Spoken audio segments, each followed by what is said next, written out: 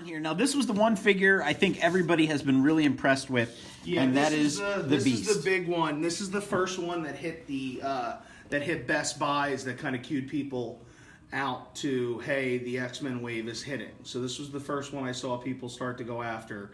I mean, everybody's wanted the 90s Beast. You've had a couple versions. You've had like a flocked version. You've had the cloth jacket Professor Beast. I mean, I've seen some cool stuff with this one, so I'm excited to see it. I can't remember the actor's name off the top of my head, but I couldn't believe who the voice of the Beast was. He's the guy who owns the biker bar in Meatballs 3. Is it really? Yeah, and he's in a bunch of other like goofy stuff, and I was like, what? That guy? Nicholas says, hey, Nicholas, what's going on, bud? Hey, so here again we have the problem with this camera. Here we have some really cool artwork of the Beast. And again, I wish we knew who did it, so it's kind of a thing you have to search for. I've always liked Beast's character.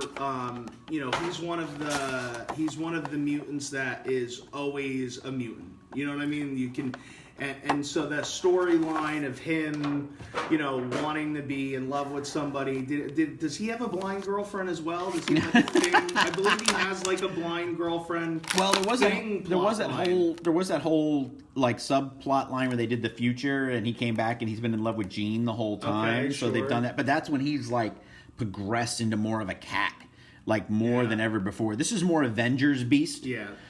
This isn't Kelsey Grammer Beast. Well, no, they sort of did.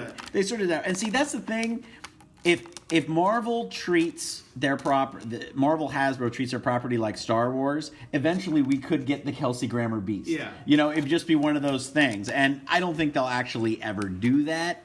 But it'd be fun if they did. Like all the different Hugh Jackmans. Ooh. So Matt's saying that this Beast looks better than the Diamond Select version. And I have to say, John St. John did the Diamond Select version, which we really loved. Yeah, it's kind of hard this is pretty good. I mean, this is very classic.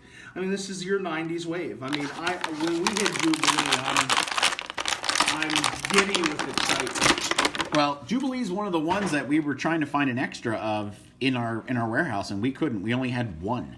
So we have that full wave, but wow. All right, let's talk about Caliban's head here, but I'm going to give a instant Shakespeare pose to Beast here. He's very loose. Wow, look at that. Yeah, no, I mean, he is, I mean... I love the hair. I got to say, I love this hair. Yeah, we're going to have to do switch the hand to see if we can get him to balance. Because that's the big one. There you go. A little bit of Shakespeare. There you go. So let's get through Caliban's. Wow, this is actually really. I mean, the body sculpt is great. The paint application. I'm sorry. Go ahead with Caliban. All right. Yeah, I just want to get Caliban's head out of the way. That's what she said. Just go throw it. So I mean, again, look at all these details that they're adding to the face. Yeah. And then we have these jaw lines here. We've got the fangs. The teeth just keep getting better. The teeth go into the mouth. They're not painted. They're actually like the tongue is its whole separate piece. And what makes it interesting is if you look at the backside. I'm sorry. Oh. Matt hit with Beast in his Shakespeare pose. If you prick us, do not bleed. Nice. Which is an actual. I believe that's a '90s X-Men quote. Is it? Wow! Look at that.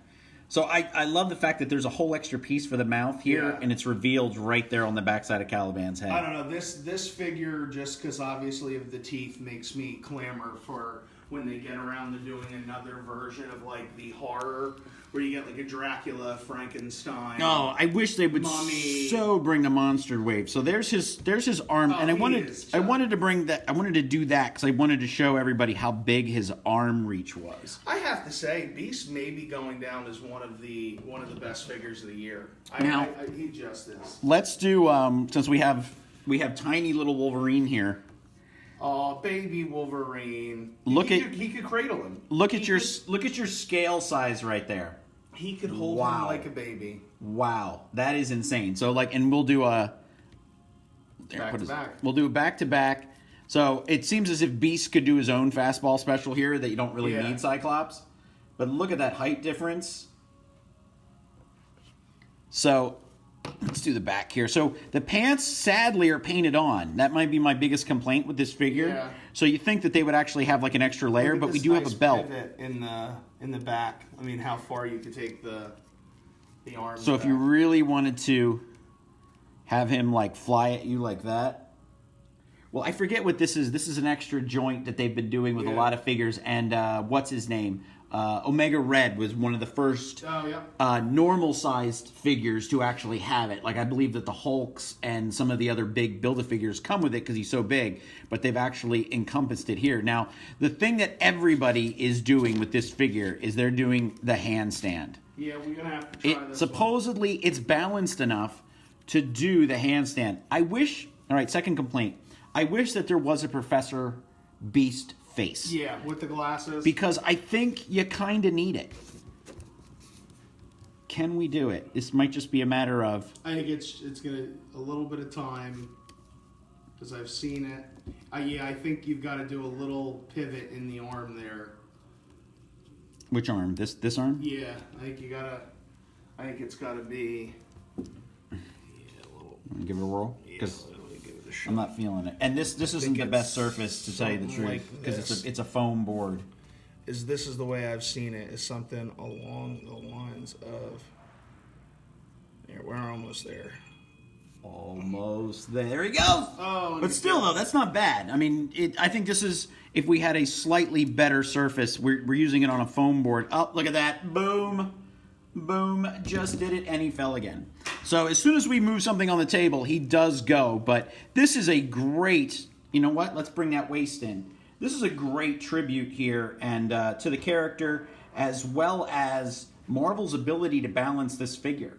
Because we have it on a foam board to bounce the light a little bit better, but he is doing the handstand there. So I mean, come on, guys. There he goes again. But just a little bit. You have me walking. Yeah, a little bit of movement in the room and a little bit of vibration. It kind of took him, but it's like we said, it's not the best surface in the world. But so we do.